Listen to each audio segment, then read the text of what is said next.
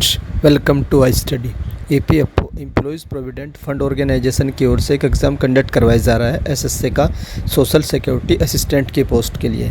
ये एग्ज़ाम आप लोग का टोटल 4 दिन कंडक्ट करवाया जाएगा। 18, 21, 22 एंड 23 अगस्त को पर डे 2 शिफ्ट कंडक्ट करवाई जा रही है। टोटल इसमें 8 शिफ्ट कंडक्ट करवाई जाएंगी। 22 अगस्त की जो पहली शिफ्ट है उसकी एनालिसिस मेरे द्वारा कर दी गई थी और इस वीडियो में हम लोग 22 अगस्त की जो सेकंड शिफ्ट है उसकी एनालिसिस करने वाले हैं।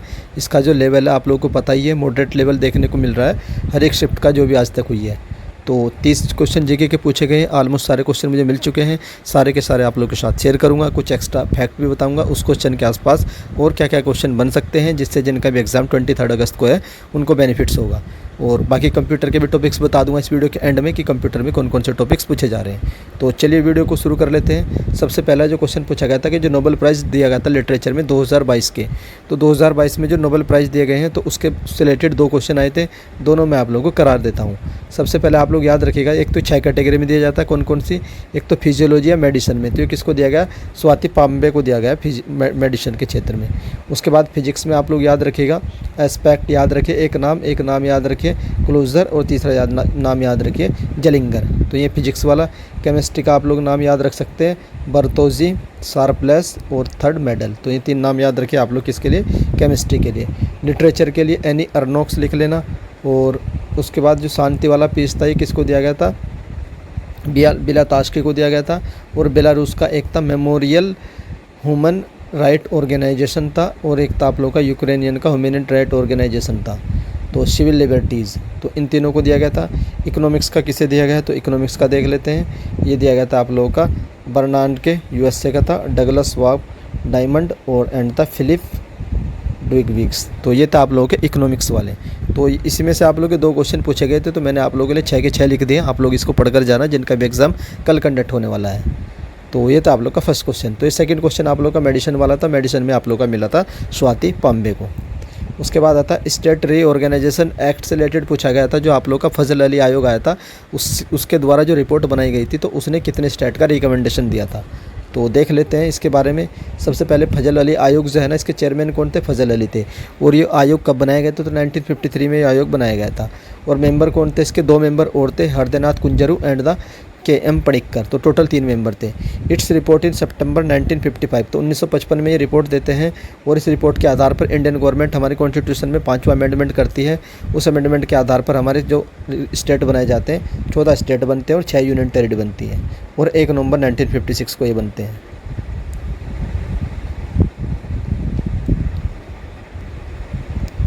उसके बाद चलते हैं नेक्स्ट क्वेश्चन था आप लोगों का। कुछ लोग वो दे रखी थी आप लोगों को एकेडमी, उनकी लोकेशन मैच करनी थी, जैसे कि Indian national defence academy, IM में इंडियन मिलिट्री एकेडमी। तो मैं आप लोगों को सारी करवा देता हूँ, यहीं से आप लोगों की पूछी गई थी, तो एक एक करके देख लेते हैं। सबसे पहले जो पूछी जाती है नेशनल डिफेंस एकेडमी, ये खड़गवासला पुणे में स्थित है, महाराष्ट्र के। उसके बाद नेक्स्ट आती है आप लोगों की इंडियन मिलिट्री एकेडमी जो देहरादून में स्थित है। ऑफिसर ट्रेनिंग एकेडमी चेन्नई में स्थित है। इन्फेंट्री स्कूल आप लोग का मऊ में स्थित है। और इंडियन नेवल एकेडमी आप लोगों की कोच्चि केरला में स्थित है, अजीमाला केरला में स्थित है। उसके बाद एयरफोर्स एकेडमी आप लोगों की हैदराबाद में स्थित है। नेक्स्ट आती है आप लोगों की तो ये सारी एकेडमी मैंने आप लोगों को करवा दी है। उसके बाद क्वेश्चन 5 पूछा गया था क्रॉप रोटेशन से, तो खरीफ के बारे में पूछा गया था कि किसका सीज़न आप लोगों का अप्रैल से स्टार्ट होता है। तो मैं सारी करवा देता हूँ कौन कौन सी क्रॉप सीजन इंडिया में होते हैं। तो 3 टाइप के होते हैं। एक तो कौन सा होता है आप लोगों का? रबी होता है, खरीफ होता है और जायद होता है। रबी कब स्टार्ट होता है? तो रबी की जो बुआई स्टार्ट होती है वो अक्टूबर से दिसंबर तक चलता है और हार्वेस्ट इसमें अप्रैल जून में होता है। उसी तरीके से जो खरीफ की स्टार्टिंग होती है जून से जुलाई होती है और इसकी हार्वेस्टिंग सितंबर अक्टूबर में होती है।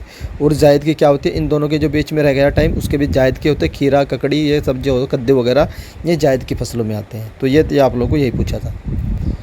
उसके बाद नेक्स्ट आता है आप लोगों का साइना बानो केस के बारे में पूछा गया था, तो इसके बारे में देख लेते हैं। ये जो मिस बानो थी ये कहाँ की थी? उत्तराखंड की थी। और इन्होंने एक पेटिशन दायर करी थी जो ट्रिपल तलाक के अगेंस्ट 2016 में ये पेटिशन दायर की गई थी।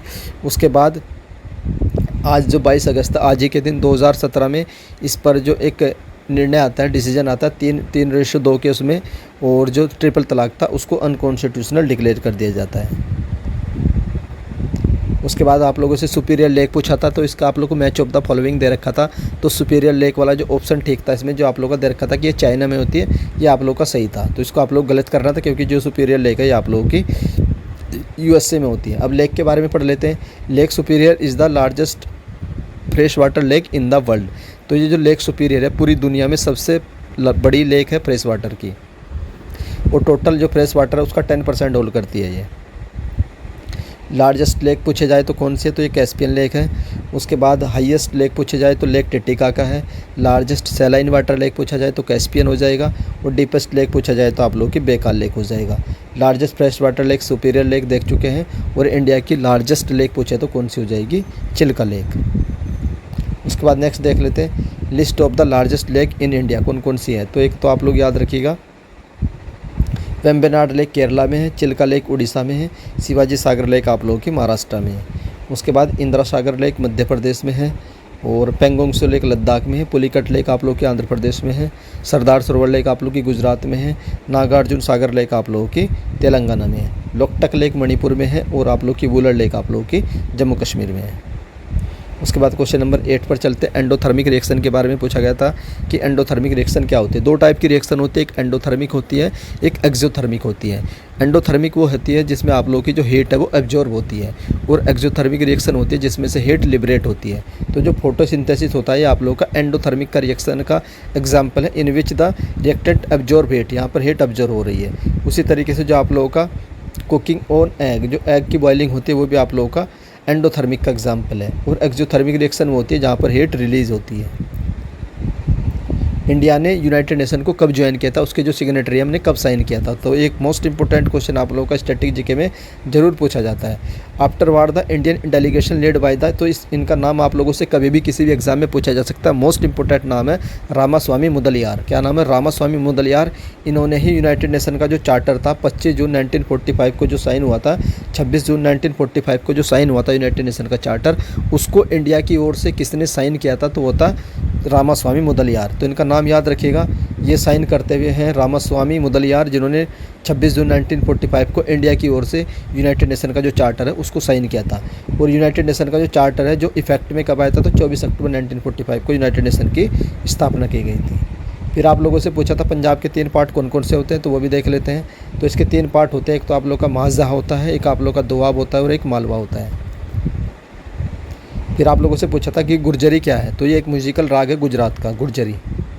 क्वेश्चन नंबर 12 पूछा गया था। तो लेग्यूमी के एग्जाम्पल आप लोगों से पूछी जाती है कि लेग्यूमी क्रॉप्स कौन कौन सी होती है।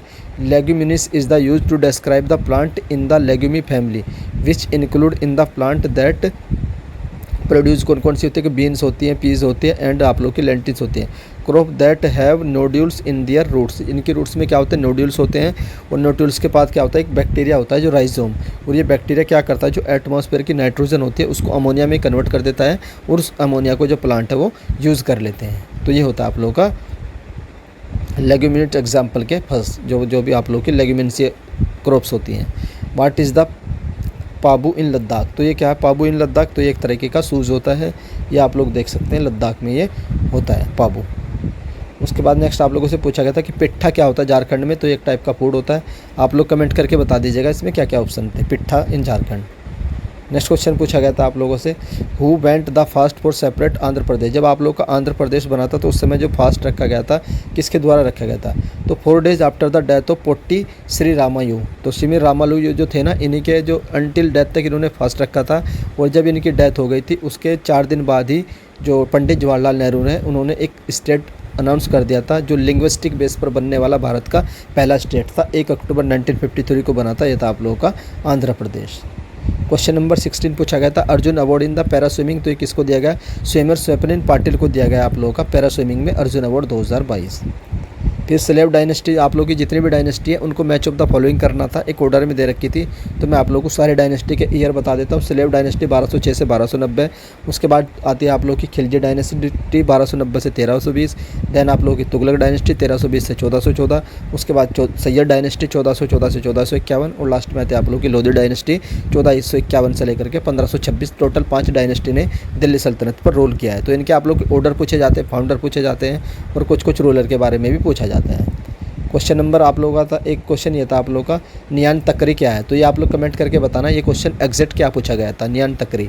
और एक रेडिएशन वाला क्वेश्चन था। तो ये 2 क्वेश्चन है जो मुझे एग्जैक्ट नहीं मिले हैं, वर्ड पता है बस, आप लोग मुझे कमेंट करके बता दीजिएगा जिनका भी एग्ज़ाम 22 अगस्त को सेकंड शिफ्ट में था कि ये 2 क्वेश्चन किस तरीके से पूछे गए थे। उसके बाद क्वेश्चन नंबर 20 पर चलते हैं। अटल पेंशन योजना के बारे में पूछा गया था कि इसको कौन क्रियान्वित करता है, यानी इसको कौन चलाता है। तो ये अटल पेंशन योजना है जो 9 मई 2015 को लॉन्च की गई थी और इसकी जो रेगुलेटरी बॉडी है वो PPRD है। तो ये इसका करेक्ट उत्तर था, PPRD है। और ये 18 से 40 की एज वालों के लिए ओपन कर रखी है। और फिर आप लोगों को 60 साल की एज में पेंशन मिलेगी 2000, 3000, 4000, 5000 डिपेंडिंग अपॉन द आप कितना अमाउंट को इन्वेस्ट करते हैं। उसके बाद NPT के बारे में पूछा गया था। तो ये होती है the treaty on the non proliferation of the nuclear weapon also known as the nuclear non proliferation treaty इसको बोलते हैं। तो ये एक इंटरनेशनल ट्रीटी है जो कहती है कि आप लोगों को क्या करना है, प्रिवेंट रोकना है spread of the nuclear weapon का जो स्प्रेड लग रहा है, बट हर कोई कंट्री न्यूक्लियर वेपन बना रहा है तो उसके स्प्रेड को रोकना है। और जिन्होंने बना लिए हैं उनको क्या करना, promote the cooperation between the state on the peaceful use of, जो भी न्यूक्लियर एनर्जी का जो यूज़ करना है वो पीसफुल तरीके से यूज़ करना है। एंड एडवांस द न्यूक्लियर डिसआर्मामेंट, और जो भी न्यूक्लियर आर्म बना लिए हैं उनको डिसआर्म ख़त्म करना है। तो जो 2 ये NPT है ये ओपन की गई थी सिग्नेटरी के लिए 1 जुलाई 1968 में और ये इफेक्ट में आई थी 1970 में। 191 कंट्री ने इसको साइन किया है। कुछ कंट्री ऐसी जिन्होंने इसको साइन नहीं किया। साउथ सूडान ने इसको कभी साइन नहीं किया, हमने भी कभी साइन नहीं किया, हमारे साथ इजराइल ने भी कभी साइन नहीं किया और पाकिस्तान ने भी इसको साइन नहीं किया। इसलिए नहीं किया क्योंकि ये एक क्या है, मतभेद है इसमें, क्योंकि कुछ कंट्री जिन्होंने बना लिया उनके पास तो है और जिन्होंने नहीं बनाया है उन्हें ये बनाने नहीं दे रहे। या तो जिनके पास है वो भी ख़त्म करें न्यूक्लियर वेपन को, और या फिर सबको बनाने का। तो ये मतलब इसमें मतभेद है ट्रीटी में, इसलिए हमने इसको साइन नहीं किया है। और उसके बाद नॉर्थ कोरिया ने भी इसको क्विट कर दिया था, लेकिन बाद में इसने ज्वाइन किया था शुरू में। फिर 2003 से नॉर्थ कोरिया ने भी इसको साइन नहीं किया, इसको विड्रॉ कर लिया था नॉर्थ कोरिया ने भी। फिर क्वेश्चन नंबर 23 पूछा गया था कि जो हमारा कॉन्स्टिट्यूशन बना था उसको प्रॉपरली हिंदी में भी बनाया जाना चाहिए, हिंदी को रिकमेंड करा था। तो ये किसने रिकमेंड किया था, तो आप लोग मुझे इसका उत्तर बताना। मैंने जो सर्च किया मुझे 2 नाम मिले हैं, एक तो आप लोग का गोपाल स्वामी अयंगर मिला है, सेकंड मिला मुझे पंडित रघुनाथ विनायक धुलेकर। तो इन दोनों नाम में से अगर कोई भी एक नाम आप लोगों के ऑप्शन में था तो कमेंट करके बताइएगा कि सर ये क्वेश्चन में ये 2 ऑप्शन में से ये वाला ऑप्शन में था। तो जो भी आप लोगों के ऑप्शन में होगा वही ये उसका उत्तर होगा। और क्वेश्चन आप लोगों का यही था कि कॉन्स्टिट्यूशन को हिंदी में भी लिखने का प्रपोजल किसने दिया था। क्वेश्चन नंबर 24 देख लेते हैं। तो ये था आप लोग का DNA क्लोरोप्लास्ट से रिलेटेड था। ये भी एग्जैक्ट क्वेश्चन नहीं है, तो आप लोग कमेंट करके बताना ये क्वेश्चन किस तरीके से पूछा गया था। क्वेश्चन नंबर 25 था who wrote the Mahatma Gandhi biography. तो महात्मा गांधी की बायोग्राफी किसने लिखी, तो दीनानाथ गोपाल तेंदुलकर के द्वारा महात्मा गांधी जी की बायोग्राफी लिखी गई है। क्वेश्चन नंबर 26 देख लेते हैं। Place where the no seismic earthquake wave are detected. ऐसी कौन सी जगह है जहाँ पर अर्थक्वेक की जो वेव है वो डिटेक्टेड नहीं की जाती है, तो उसको बोलते हैं सीस्मिक शैडो जोन।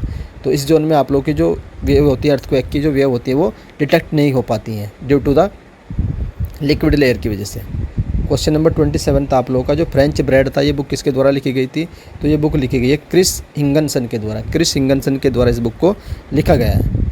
तो उसके बाद कंप्यूटर के टॉपिक्स देख लेते हैं क्या क्या कंप्यूटर्स में पूछे गए। तो बाइनरी नंबर सिस्टम से 2-3 क्वेश्चन हर एक शिफ्ट में पूछे जा रहे हैं। फिर एंड नॉर गेट पूछा गया है आज शॉर्टकट की पूछी गई थी Ctrl+P, प्रिंट वाली, कट वाली, रेडियो वाली, एंडू वाली, सारी आप लोग कर लीजिएगा, मैंने भी करा रखी है। कैच मेमोरी से आप लोग का 2-3 शिफ्टों में पूछा जा चुका है, तो आप लोग इसको अच्छे से पढ़ कर जाना। MS वर्ड से भी आज 2 क्वेश्चन थे, 1-2 क्वेश्चन आप लोग का टोपोलॉजी से था और नेटवर्किंग में जो लैन मैन था इसको आप लोग को अरेंज करना था, और बुलियन एक्सप्रेशन से भी क्वेश्चन पूछे जा रहे हैं। तो ये थी आप लोग की 22 अगस्त की सेकंड शिफ्ट की कंप्लीट एनालिसिस। अगर इनमें से किसी भी क्वेश्चन में आप लोग को एरर लगते तो आप लोग कमेंट करके उसको करेक्ट कर दीजिएगा, या फिर किसी क्वेश्चन में अगर जो क्वेश्चन नहीं है आए हैं 2-3 क्वेश्चन है जो याद नहीं है, अगर आप लोगों में से किसी भी कैंडिडेट को 22 अगस्त का जिसने एग्ज़ाम दिया सेकंड शिफ्ट का और कोई भी क्वेश्चन याद है तो वो भी कमेंट करके बता सकता है कि सर जो रिमेनिंग क्वेश्चन है वो ये पूछे गए थे। बाकी आप लोग कमेंट करके ये बताइएगा कि आप लोगों ने कितने अटैम्प्ट किए हैं और आप लोग की कैटेगरी क्या है और कितनी एक्यूरेसी के साथ आप लोगों ने अटैम्प्ट किए हैं और आपके रूम में कितनी अटेंडेंस थी। तो आई होप आप लोगों को हाई स्टडी चैनल की ओर से की जा रही एनालिसिस पसंद आ रही होगी। अगर हाई स्टडी चैनल की ओर से की गई एनालिसिस पसंद आती है तो आप लोग वीडियो को लाइक कर सकते हैं, और अगर चैनल पर फर्स्ट टाइम विजिट कर रहे हो तो चैनल को सब्सक्राइब कर लो, बेल आइकन को ऑन रख लीजिए। जैसे ही NTA की ओर से आप लोगों की आंसर की के रिगार्डिंग कोई भी अपडेट आएगी उसकी जानकारी आप लोगों को हाई स्टडी चैनल से सबसे पहले दे दी जाएगी। और इसका PDF मिलेगा आप लोगों को हाई स्टडी टेलीग्राम चैनल पर। इसका लिंक आप लोगों को डिस्क्रिप्शन में मिल जाएगा टेलीग्राम ग्रुप का, उस ग्रुप को ज्वाइन कर लीजिए, PDF आप लोगों को वहाँ पर अवेलेबल हो जाएगा। वीडियो देखने के लिए धन्यवाद, थैंक यू।